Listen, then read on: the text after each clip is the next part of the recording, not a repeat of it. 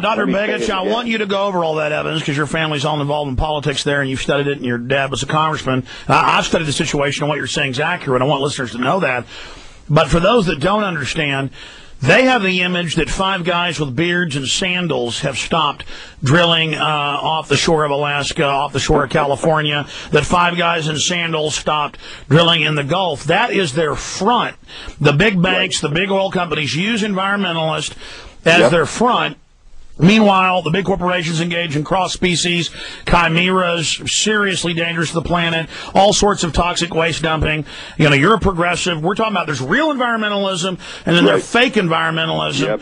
I'll tell you the story on that, Alex. You'll appreciate this. Back after the native land claims, they had a section in it because Dad got him to override the chairman, Mo Udall, on this bill and got it passed, and then subsequently the pipeline passed. In fact, it was a tie vote in the Senate, 50-50, and Agnew broke the tie to get us an oil pipeline in the first place. And what they did is afterwards, D2 was a section of Alaska law that said they were going to set up parks and preserves. So Carter comes in, he does this major survey in the 70s, and they decide that we have 32 of the 33 strategic minerals that the country needs absolutely for our economy and our military in mineable quantities, in fact, world-class quantities. A lot of people don't know this, but we have the largest molybdenum deposit in the world. It's not even being worked. It's sitting at Tidewater. We have 600-foot coal seams on the coastline that are available, that are low sulfur. Tremendous resources. Gold? All through the state. Gold, silver, platinum, tin, everything. So veritable South Africa. It is unbelievable. It dwarfs South Africa, as a matter of fact, because landmass-wise, take a look at what Alaska represents. In terms of fisheries, we're the largest fishery left on the planet, and most of it being taken by foreign fleets. The fact is, Alaska is a treasure house that is the potential of turning this country's economic situation around, because these are natural resources held in common. An application of technology. We can do today Earth-penetrating tomography. We can look several miles deep into the Earth's crust and determine all of the mineral deposits and all of the oil and gas deposits with 99.9% accuracy. Well, here's an example.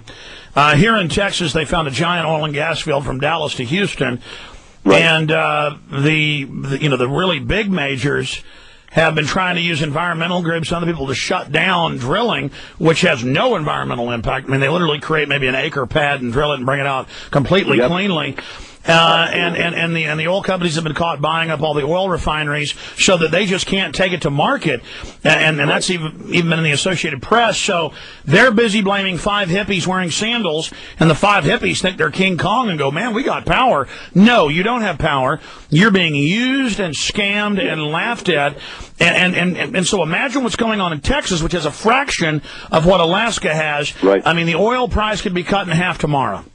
Right, and the other thing is what happened in D2, all the environmental groups got all enamored because the Rockefeller Foundation and all these foundations, these industrialist foundations, were giving them money, and they couldn't figure it out. Well, when they locked all this land, so what they did is once they surveyed all this, they locked a big portion of it up in parks and preserves, so you couldn't mine it except under one condition. See, it was open to you and me. As American citizens, we could go out and make a discovery and stake that claim and have the ownership of those mineral rights, and we could go to patent if it was federal land, and if it was state, you could go to lease. But you had that right. When they locked up this federal land in this way, the only time it'll ever be available is in a national crisis, and then the multinationals will be invited in because they're the only ones that can mobilize. And then the real environmentalists, the ones who are concerned about a legitimate way of approaching development, all of a sudden, all that goes out the window because it's emergency. Yeah, let's be clear. Let's be clear. Is a multinational. 5 guys in sandals. Earth first. You run nothing. You're a joke. You're funded by the globalists. I know you won't admit that. Losing's too important for you. Being scammed is always the object of being a chump. But I'm giving you the facts here, and Dr. Begich is giving you the facts, and they pretty clearly killed his dad over all this trying to bring out the facts. Understand, this belonged to the American people, and it was stolen. Just like they find giant clean-burning coal deposits, enough to run the whole U.S. for 200 years in Utah, and Bill Clinton says off-limits, and then they mine dirty coal in Texas, lignite, and then dump it in the plants and spew mercury and take the environmental rules off so they can burn mercury-filled coal. And the environmentalists dance around loving that, too. I mean, it's incredible. Right. Yeah, we have anthracite here, which is very clean burning. In fact, we used to fuel, during World War I, Alaskan coal fueled the Pacific Fleet. A lot of people don't know this. They shut them all down after the war was over. Copper, Alaska has, and there'll be a story to tell on this someday, but Alaska has huge deposits of copper. The Guggenheim family, when they owned all the copper in the country back during the 1870s and on, they owned all of it in Colorado, then they owned everything in Alaska, then they owned everything in Chile. They had a worldwide monopoly with J.P. Morgan up here. And what they left behind, because they left Alaska after not mining out the copper, it's just that labor was so much cheaper in Latin America. There are only 30,000 people living in Alaska 100 years ago when they discovered copper. And yet the copper deposit that was being mined at Kennecott was with 5 on a ratio of 15 times what they would mine per person in Montana. In other words, the copper ore was so rich at Kennecott that 15 times as much money was produced per person. They had an unbelievable discovery. Well, they left it. They left the buildings, everything, the machinery, pulled up the railroad and went to Chile because Chile had 1 million people that had their own agricultural base, and they could pay them peanuts. And Alaskan labor was expensive in those days, and an egg cost 100 years ago $1. You talk about an egg costing money today; it was $1 during the gold rush era. But the thing about all of this is when you start to look at the national resources, and you look at, I'll give you another example. It's all been locked away through phony conservation, and it's all what. It's like a safety deposit box for the multinationals. They get to break it out later when the price is high enough. You know why oil is so high is because the alternatives are about to come in, and the oil industry is getting as much money together in the big pile as they can because they're going to own that industry. Whatever those alternatives are, they're going to be in such a heavy cash position, to buy out whoever's in the game. And that is the reason I believe they're capitalizing right now. They want to own the energy industry, whatever that looks like in the 21st century, and make sure you're stuck on a meter when the 21st century should offer us the opposite, and it does, where we shouldn't have any meters, and we ought to be totally independent in our households with energy and our businesses with energy, with the technology. Well, I want to hear about some of those advanced technologies that they're suppressing and that they plan to own, and you're absolutely right with your research, and I know you can elaborate and teach us a lot. But this is economic warfare. They have built a society, especially in the United States and Western Europe, completely dependent on fossil fuels. With these sprawling cities and rural areas where you have to have the car. They have strategically blocked the development of other fuels and other energy platforms.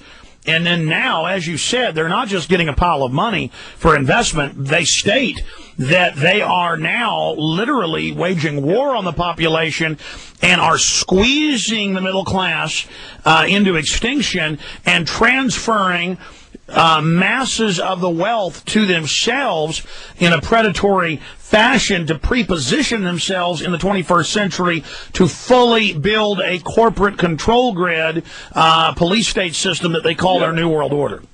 Yeah, I agree with that. And I think when you look at the interlocking boards of directors in these corporations, when you start to analyze the relationships politically on a national and a state level, and you watch how that whole machine operates, if people fully had disclosure, and we work with unclassified materials and put together the picture pretty clearly, but if people had full disclosure of the things that are truly not national secrets but are national embarrassments, we would be changing this government out in a dramatic way. And not to say that it should be violent or anything like that, but the fact of the matter is the truth of what has happened. And this is why the technology is so threatening to this establishment, because they recognize that, when people hear and they feel the pain of the results of this truth, which is fear of your loss of your pension, your Social Security, worry about your money in the bank and your money markets that could collapse. And you find out it was all done predatorily by design, you're going to get mad, so they preemptively have a police state surveillance grid in place. We've got to break, but before we break, finish up the point we're making, but I want to get into the fraud of the global carbon tax, but go ahead. Yeah, and that's another, that whole issue. The technology on the sciences. I mean, simple things on the models taught in business school are make sure you get the customer coming back. So they don't want you independent in energy where you buy something and it lasts for 20 years and provides all your power. They want something that you have to go get a meter and plug into.